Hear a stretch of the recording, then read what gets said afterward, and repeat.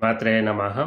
ఈరోజు వీడియోలో నేను ఒక మంచి వశీకరణ గురించి చెప్తాను. అయితే ఈ వశీకరణ చేసేవాళ్ళు ఎవరైనా సరే భార్యాభర్తలను విడదీయడానికి మధ్యలో ఒక వ్యక్తి ఉంటారు గదా! అలాంటి వ్యక్తులను అంటే ఆ వ్యక్తి మనల్ని విడగొట్టడానికి ప్రయత్నించినా, ఆ వ్యక్తి వల్ల మనకు ఇబ్బందులు కలుగుతున్నా, ఎవ్వరైనా సరే ఇప్పుడు ఒక భార్యాభర్త ఇప్పుడు అంటే భర్తకు అంటే వేరే వాళ్ళు అలవాటయ్యి భార్యని విడదీస్తుంటారు గదా! వాళ్ళకు మనం కొన్ని విషయాలు జెప్పాలి వాళ్ళకు. అంటే ఇది మంచిది గాదు. మనం 10 మందిలో కూర్చోబెట్టి వాళ్ళు మాట్లాడినా గానీ వాళ్ళు మళ్ళా అదే విధంగా మనని విడదీస్తున్నారు అంటే, అలాంటి వాళ్ళ పని పట్టడానికి నేను ఈరోజు ఒక చిన్న అంటే ఈ వశీకరణ జేసేది ఇది చాలా వరకు మేము ఇలా బహిరంగంగా చెప్పగూడదు.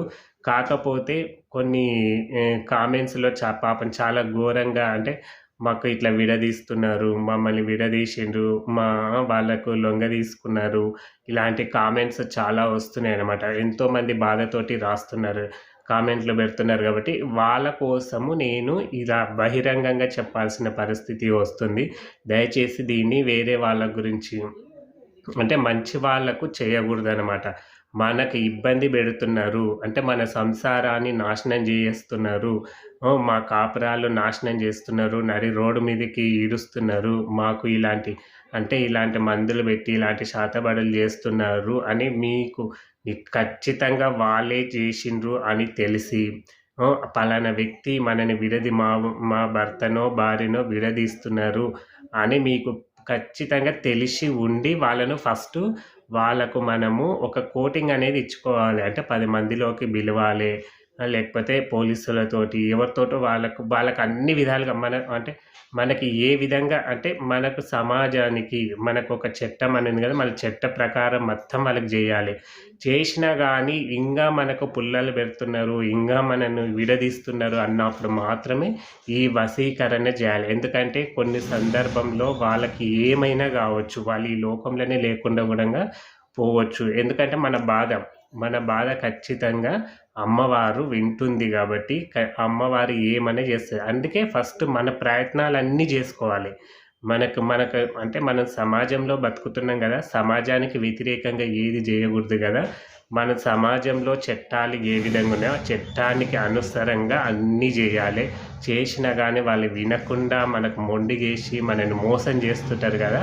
అప్పుడు ఈ వశీకరణ జేయండి. వాళ్ళు ఖచ్చితంగా అమ్మవారు మీరు ఈ వశీకరణ జేసిన నెల రోజుల్లోనే వాళ్ళని మీ ముందు కనపడకుండా జేస్తుందనమాట. మీరు ఏం జేయనంటే ఈ వశీకరణ చెప్పినా గదా! ఇది మేము బహిరంగంగా జెప్పగూడదు. కాకపోతే కొన్ని కామెంట్స్ ఇలా మాకు విడదీస్తున్నారు. వాళ్ళ బాధ కోసము నేను జెప్తున్నాం. అదేవిధంగా ఇక ముఖ్యంగా మనం అన్ని ప్రయత్నాలు జేసిన తర్వాతనే ఈ వశీకరణ జోలికి పోండి.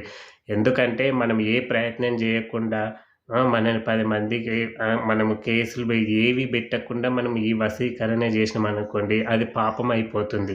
సరే వాళ్ళకి అమ్మవారు ఏదో విధంగా శిక్ష ఇస్తుంది. కానీ దానితో పాటు మనకు గూడంగా శిక్ష పడుతుంది.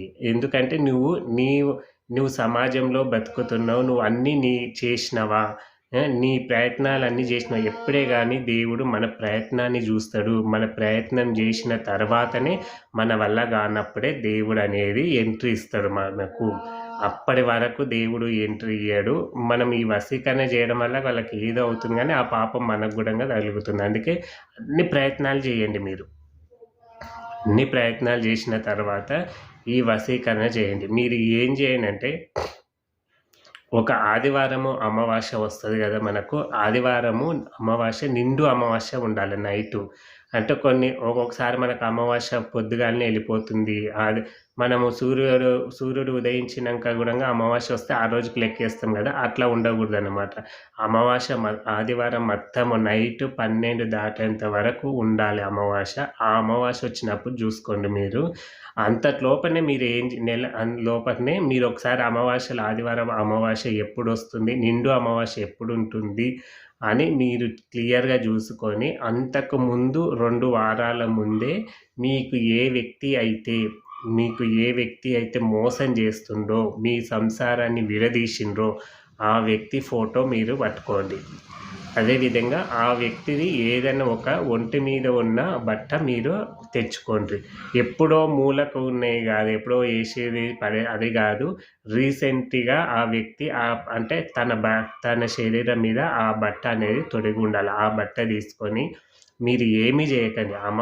దాన్ని మీ దగ్గర పెట్టుకొని మీరేం చేయంటే, మనకు శ్మశానాల దగ్గర కాళీమాత ఉంటుంది. శ్మశాన కాళీ అంటారు. ఎక్కడైనా ఉంటుంది శ్మశాన కాళీ. తప్పకుండా శ్మశానాల దగ్గర ఉంటుంది. మనకు హైదరాబాద్ ప్రాంతంలో చాలా తోగల ఉందన్నమాట. అయితే శ్మశాన కాళీ ఉంటుంది. మీరు అక్కడికి వెళ్ళండి. అమావాస్య ఆదివారం రోజు ఉదయమే వెళ్ళండి, లేదా ఒకరోజు ముందే వెళ్ళి, లేక అమ్మ నాకు ఈ పలానా వ్యక్తి ఆ ఫోటో చేతిలో పెట్టుకొని, నాకు ఈ వ్యక్తి నాకు నా సంసారాన్ని నాశనం చేసిండ్రు. నేను అన్ని విధాలుగా ప్రయత్నించిన అయినా ఈ వ్యక్తి మారడం లేదు. మమ్మల్ని ఇంకా బాధ పెడుతున్నారు అని అమ్మవారికి ఒక్కసారి మీ సంకల్పం నిండుగా చెప్పుకొని మీరేం చేయండంటే, ఉదయమే మొక్కుతారా? లేకపోతే మీ ఇష్టం. మీరు ఈ 2 నేనేమన్నా అమావాస్యకు ఆదివారం అమావాస్య వచ్చిన వారం రోజుల ముందే మీరు అమ్మవారికి ఆ వ్యక్తి చేతిలో పట్టుకొని అమ్మవారి దగ్గర మొక్కుకొని, మీరు ఆదివారం అమావాస్య వచ్చినప్పుడు అతని బట్ట తెచ్చిన బట్టలో అతని ఫోటో పెట్టి మీరేం చేయండంటే శ్మశానంలో వేసి పడేసారు. అమ్మవారు ఎక్కడుందో మళ్ళీ అక్కడ తీసుకెళ్ళి అమ్మవారికి సంకల్పం చెప్పారు, ఈ వ్యక్తి నా జోలికి రాకూడదు, నువ్వే ఏమన్నా చేయని దాన్ని అట్లే శ్మశానంలో వేసి వెనక్కి చూడకుండా ఇంటికొచ్చి కాళ్ళు కడుక్కోండి. ఖచ్చితంగా అప్పటినుంచి అమ్మవారు వాళ్ళ పని అనేది చూసుకుంటుంది. ఇది నమ్మకంతో చేయండి. 100% ఆ వ్యక్తి మీ జోలికి రాకుండా ఉంటాడు. నేను ముందే చెప్పిన కదా, పూర్వం ఏం చేసేవాళ్ళు అంటే, ఇప్పుడంటే మనకు పూర్వకాలంలో ఫోటో లేవు కాబట్టి ఒక బొమ్మలాగా చేస్తుండ్రి. అంటే ఒక బొమ్మకు చేస్తుండ్రి. ఇవి అన్నీ శాతబడులు అంటారు కదా. అయితే శాతబడులు అంతవరకు మనం ఎప్పుడే కానీ పోకూడదు. ఎందుకంటే అవి కొన్ని రివర్స్ అవుతాయి. అందులోనే అవి ఖర్చుతోటి కూడుకున్నవి. ఇప్పుడు అంత మంచి శాతబడులు చేసేవాళ్ళు కూడా దానితో కొంతమంది శాతబడులు చేయాలంటే నియమ నిష్టలు ఉండాలి. వాళ్ళు ఎప్పుడు ఎక్కడ ఊరు బయట ఉంటారో అవన్నీ డబ్బులు ఖర్చు, అనవసరంగా డబ్బులు ఖర్చు. కాబట్టి మనం సంసార జీవితంలో ఉన్నాం. మన సంసారం బాగుపడాలి. మన సమాజంలో తిరుగుతున్నాము అంటే మనకంటూ ఒక మంచి పేరు ఉండాలి కదా. ఇలాంటి వాళ్ళెంబడి తిరుగుకుంటా చేసుకుంటా డబ్బులు ఖర్చు వృధా చేసుకుంటే ఇక మన పరువు చూసినోళ్ళ పరువు కూడా వీళ్ళు ఎప్పుడు మంత్రగాళ్ళెంబడి తిరుగుతుంటారు, అక్కడ తిరుగుతుంటారు, ఇక్కడ తిరుగుతుంటారు అని మన పరువు పోతుంది. కాబట్టి వద్దు, మనం వాళ్ళ జోలికి పోవద్దు. మనం అమ్మవారిని నమ్ముకోండి. కాళికామాతని నమ్ముకుంటే మాత్రం ఖచ్చితంగా మన సైడు తప్పు లేకుండా ఉంది అంటే చాలు. మన సైడు తప్పు ఉండి మనం వాళ్ళకి చేస్తే అమ్మవారు మనల్ని శిక్షిస్తుంది. మన సైడు ఏ తప్పు లేదు. మన సమాజానికి విరుద్ధంగా పోరాడడం లేదు. సమాజానికి మనము మంచి కోసం పోరాడుతున్నామంటే ఖచ్చితంగా అమ్మవారు వాళ్ళని నెల రోజులలో లేపేస్తుంది. మీకు ఏ డౌట్ లేదు. మీరు నమ్మకంతో చేయండి. మీకు అంత మంచే జరుగుతుంది. ఆ వ్యక్తిని ఏ విధంగా చేయాలో, ఏ విధంగా ముడిపెట్టాలో మొత్తం అమ్మవారే చూసుకుంటుంది. మీరు మీ సైడ్ తప్పు లేకుండా చూసుకుంటే చాలన్నమాట. అందరూ ఆ పార్వతీ పరమేశ్వర్ల అనుగ్రహంతోటి అందరూ సంతోషంగా ఉండాలని కోరుకుంటున్నాను. జై శ్రీరామ్.